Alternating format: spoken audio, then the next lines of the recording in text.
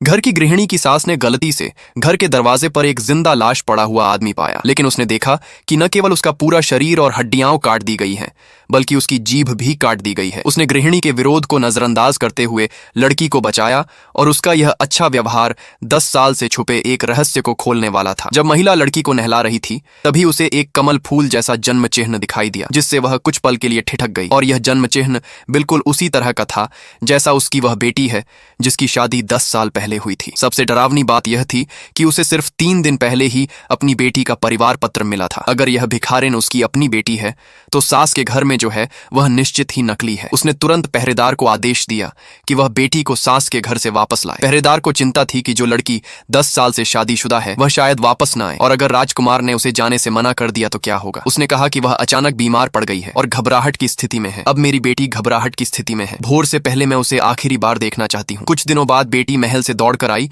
और उसके सामने वाली महिला में 10 साल पहले वाली महिला जैसी ही आभा थी। अगर वह खुद पर शक नहीं करती तो शायद वह उसके चेहरे से धोखा खा जाती। फिर उसने पाया कि नई लड़की की आंखें भी बहुत सुंदर थीं, लेकिन साफ दिखने वाली आंखें किनारों पर अटकी नहीं थीं। उसने खुद से कहा कि वह बस चाहती है कि वह झूठ बोले कि वह बीमार है। नई लड़की ने भी महिला से वही व्यवहार किया। उसने कहा कि अपनी मां को दोष देना गलत है, क्योंकि उसने खुद को बीमार होने का नाटक करके धोखा दिया था, और पिछले 10 सालों में नई लड़की ने 5 बच्चों को जन्म दिया था। शरीर अभी भी ठीक हो रहा था। अपना कोट उतारो, मुझे तुम्हारे सुंदर बाल देखने दो। ताईची, ये बात सुनकर चिंतित महिला डर गई, लेकिन मां की दृढ़ नजर देखकर उसे मजबूर होकर मानना पड़ा। परिणाम स्वरूप चिंतित लड़की के शरीर पर सचमुच जन्म चिन्ह था, लेकिन महिला ने देखा कि उसका जन्म चिन्ह ऐसा लग रहा था जैसे बाद में सुई से चुभाकर और दवा से बनाया गया नकली निशान हो। महिला